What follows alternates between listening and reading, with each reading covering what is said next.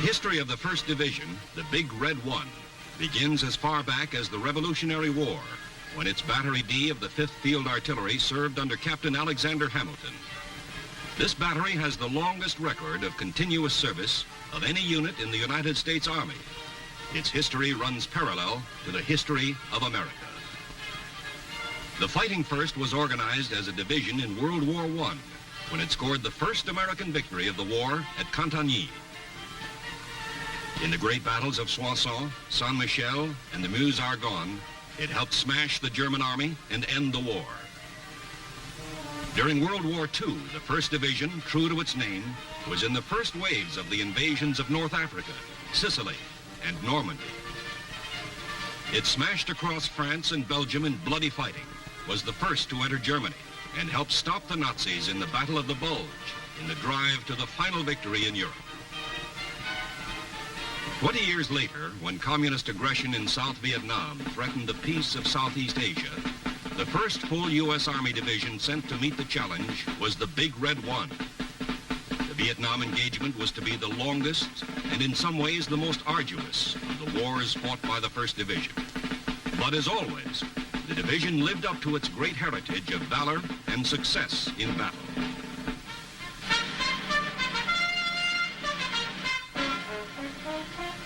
The arrival of the first Big Red One troops in Vietnam in July 1965 was very quiet and efficient.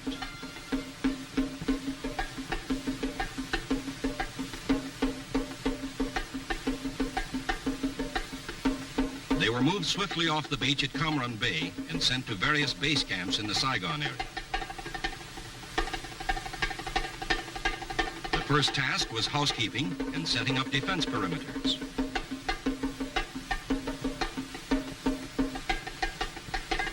Then patrols, not only to clear the area around the base camps, but also to harden the men to the difficult climate and terrain. In all the varied combat history of the 1st Division, it had never fought in the soggy, humid climate of the tropics, or in the tall grass or thickets of the jungle, or in its rivers and swamps. The foot soldiers were inducted into airmobile patrols. There was contact with the enemy, so that they learned something about his guerrilla tactics. But there was no big action until November. By that time, over 14,000 1st Division men were in Vietnam. Their area of operations was to be a vast portion of central South Vietnam, from the Cambodian border to the South China Sea.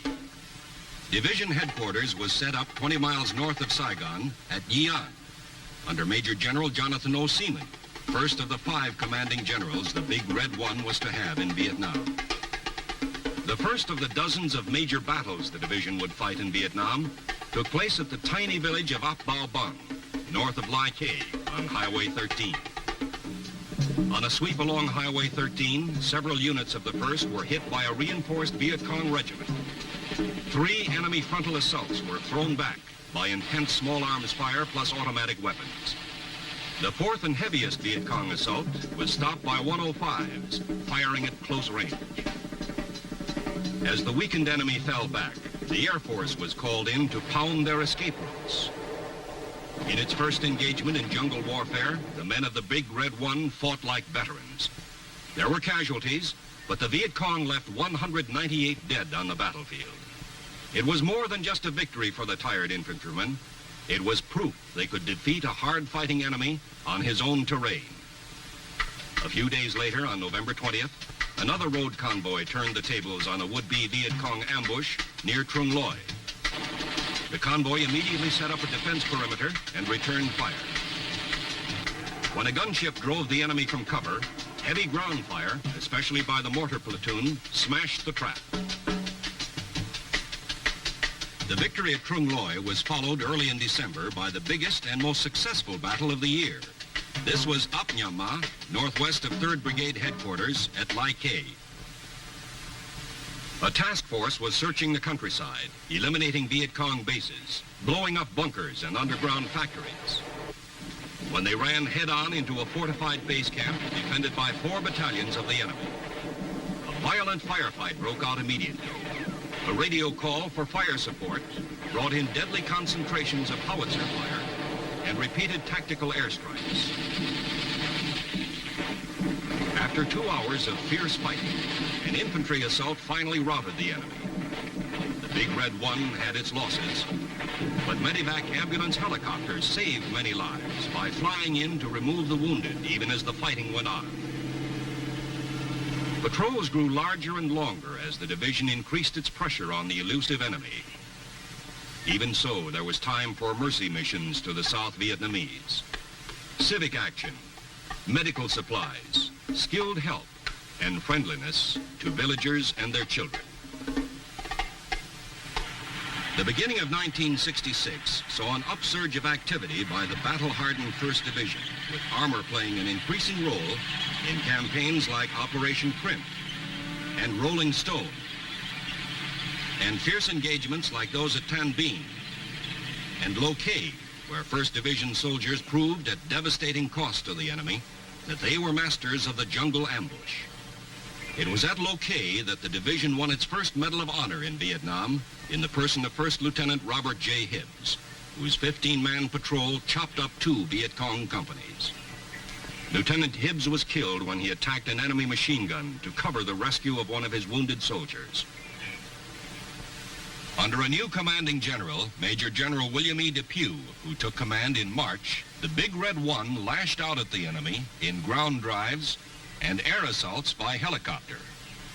The campaigns were continuous as task forces struck hard throughout the spring, summer, and fall of 1966 in the humid jungle,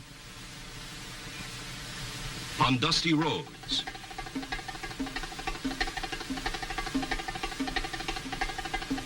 in the vast swampy delta of the Rung Sat Special Zone below Saigon.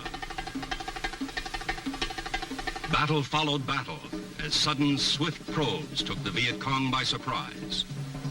Search and clear teams swept through his sanctuaries and hiding places. Armored road marches baited the enemy into would-be ambush traps, then turned the tables with devastating effect. Vast quantities of supplies and weapons were captured as dozens of VC base camps were overrun. The toll of enemy dead and wounded rose. Operation Attleboro alone accounted for over 1,000 North Vietnamese and VC killed. Communist plans for taking the offensive were completely disrupted. By the end of 1966, the men of the Big Red One were experts in the revolutionary new tactics of air-mobile operations, which rushed troops to the battlefield with unprecedented speed and mobility. Division cannoneers set new records for the speed, volume, and accuracy of supporting fires. Coordination with aerial support, either by gunships firing rockets or jet fighter bombers, became a highly polished art. Of great benefit were the lessons learned in how to fight the guerrilla and ambush tactics of the enemy. The Battle of the Minh Thanh Road was a striking example. After very careful planning, a powerful armored column from the 1st Brigade was sent on a road reconnaissance in order to lure the 272nd Regiment of the crack Viet Cong 9th Division into battle. As expected, the Viet Cong tried to ambush the column.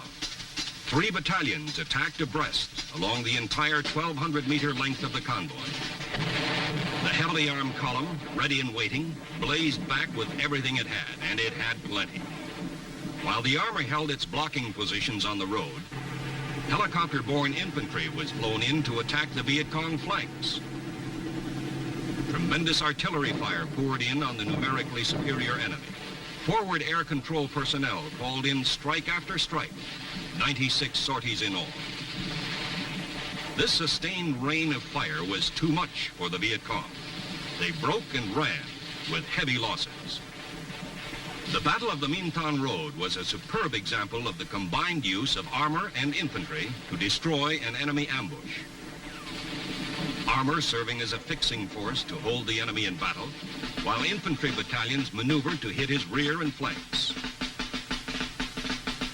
The continuous campaigning of 1966 had familiarized the 1st Division with most of its vast area of operations, kept its lines of communication open, and disrupted enemy efforts to take the initiative. Now, the division was to strike directly into Viet Cong sanctuaries. The target was the Iron Triangle, the vast jungle area which was the enemy's foremost operational base for attacks on Saigon. In January 1967, Operation Cedar Falls was launched. 5 infantry battalions, plus 2 more from the 173rd Airborne Brigade, were airlifted to blocking positions to encircle the objective. Armor closed in to seal off escape routes. The main attack force struck deep inside the enemy-held jungle, so thick in places the Hueys couldn't land, and the men had to descend by a rope ladder. They pushed through heavy jungle, thickets and vines, waded through streams, searching for the enemy in village hideouts and underground bunkers. There was resistance as the Viet Cong sought to hold up the advance, but they invariably got the worst of it. 30 artillery batteries laid in devastating fires. Engineer bulldozers moved in to level broad stretches of jungle to deny the VC a future hiding place. One of the most significant results of Cedar Falls was the large number of Viet Cong, 576, who surrendered under the Chu Hoi, or Open Arms Program, which encouraged enemy soldiers to join the government side. With the Iron Triangle made untenable for a while, the Big Red One turned its attention to another Viet Cong stronghold, War Zone C. It was suspected that insurgent headquarters was located north of the city of Tay Ninh. Led by a new commanding general, Major General John H. Hay, who assumed command early in February, the division undertook painstaking preparations for Operation Junction City. Junction City was larger than Cedar Falls and lasted much longer, from February through April. Units from all 3 brigades participated. They were reinforced by troops from other U.S. divisions and separate brigades, plus Rangers from ARVN, the Army of the Republic of South Vietnam.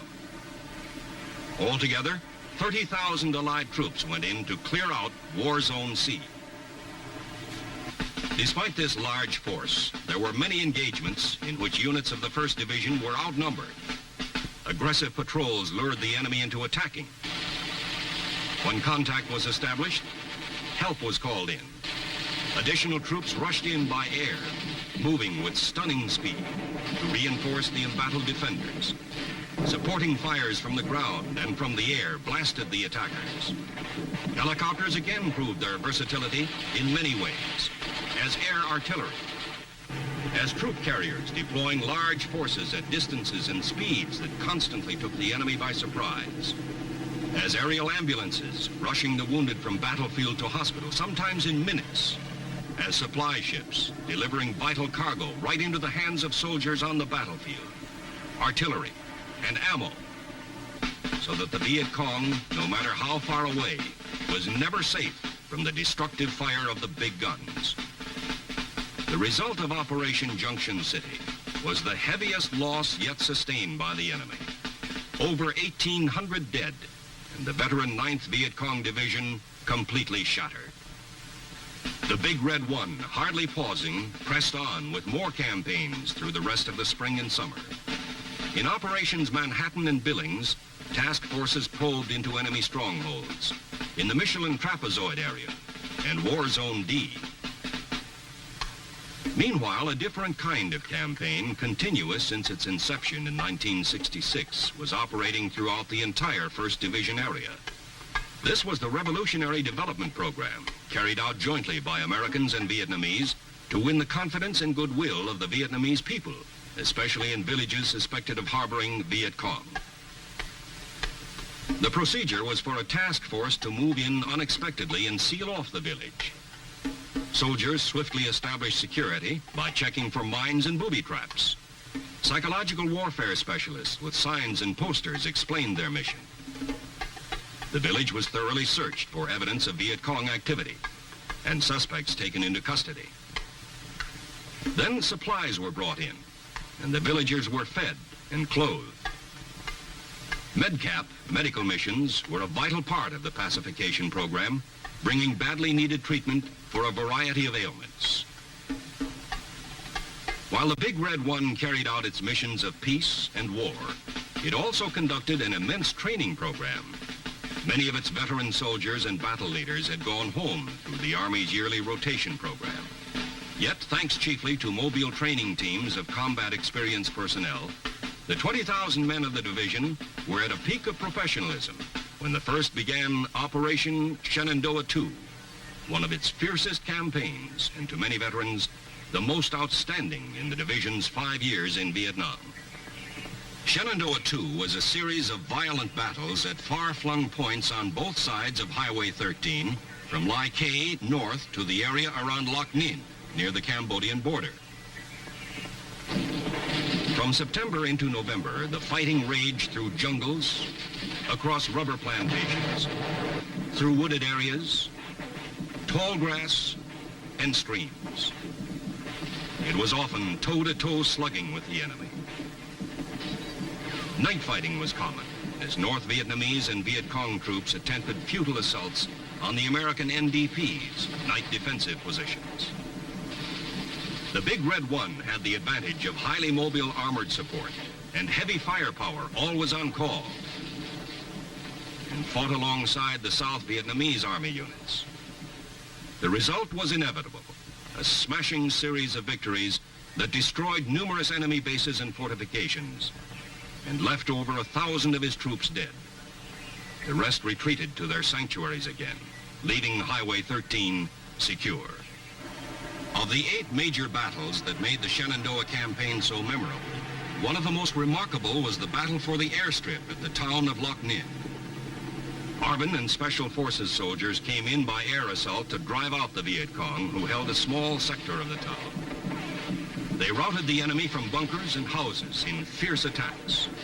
The insurgents counterattacked time and again, but were thrown back each time. The fighting raged for days as both sides brought in more forces. The high point, however, was at the airstrip, where 1st Division Artillery had set up a fire base. The Viet Cong attacked across the airstrip in 3 waves, but were stopped by howitzers, firing at point-blank range. There were many heroes in Operation Shenandoah II. It was a fitting tribute that it was the President of the United States who presented the awards for valor in battle. It was a well-earned respite for the Big Red One when Bob Hope and his USO troop arrived to entertain the division at Christmas. The Viet Cong Tet Offensive that opened 1968 did not take the Big Red One by surprise, since some kind of all-out enemy drive was expected.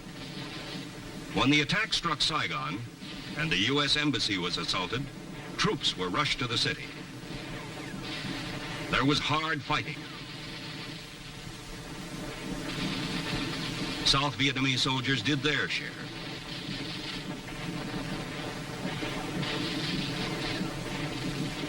There were casualties and destruction, but the inevitable result was annihilation of the insurgent force. In March, the division resumed its strong offensive tempo under a new leader, Major General Keith L. Ware, famous as a Congressional Medal of Honor winner in World War II. General Ware launched 2 massive campaigns in areas to the north of Saigon and northwest in the Iron Triangle. The first was Operation Wit Can, translated as Resolve to Win. The second was Operation Tong Tang, which meant certain victory. The objective of these aggressive campaigns was to smash the enemy's war potential on a vast scale, kill his troops, destroy his base camps and supply dumps, interdict his supply trails and his routes for infiltration, and retreat. The result was a stunning success. Vast quantities of arms and materiel were found in weapons caches or were seized from the enemy, who lost over 2,000 killed. General Ware also initiated Operation Giant Swamp, in which a new tactical concept was applied to the Rome plow, the standard tractor with a special cutting edge for jungle clearing.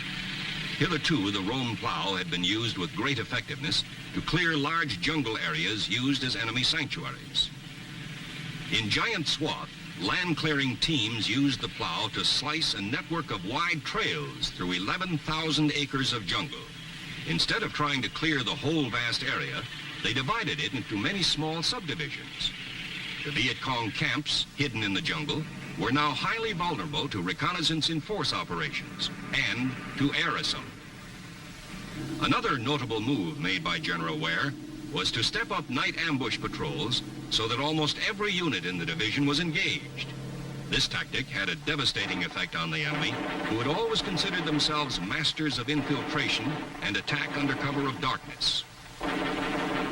On September 13th, however, the division suffered a heavy blow.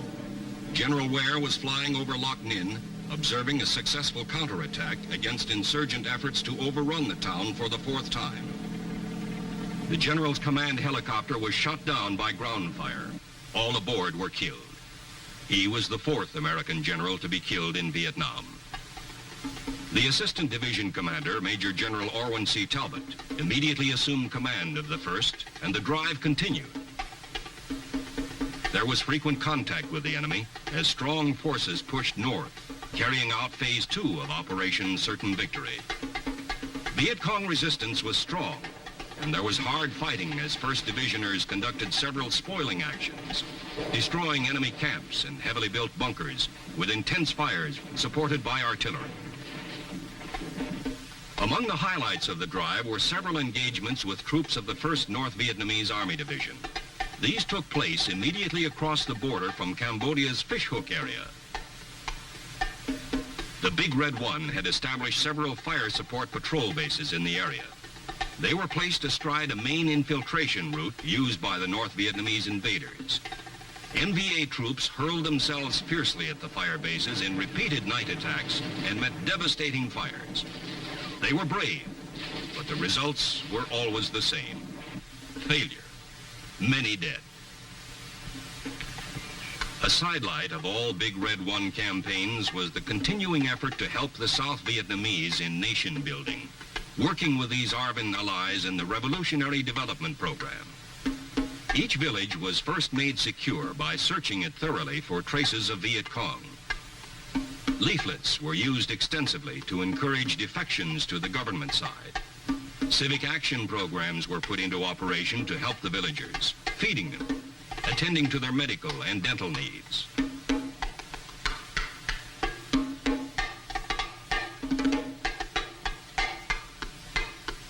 Animals as well as humans were carefully ministered to with the hope that the South Vietnamese could help themselves to attain economic self-sufficiency and to strengthen grassroots government.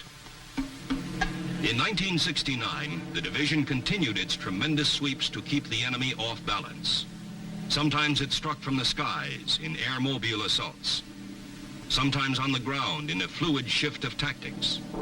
Armor played a powerful supporting role in these drives to cripple the communist winter-spring offensive. Powerful reconnaissance in force operations struck again and again into the Iron Triangle, the Michelin Trapezoid, War Zone C, and War Zone D. Battles by night alternated with fighting by day as Viet Cong and North Vietnamese soldiers resisted desperately. Highly trained scout dogs sniffed out the enemy while spotter planes sought him from the air. Enemy dead littered the battlefields. Captured weapons, like this communist-made AK-47 rifle, were plentiful. It wasn't easy. The terrain was often rugged, and so was the fighting. There were casualties, but medevac was always there to take out the wounded. Sometimes the enemy attacked recklessly, and sometimes he holed up. Then he had to be blown out, or foot soldiers had to go in after them.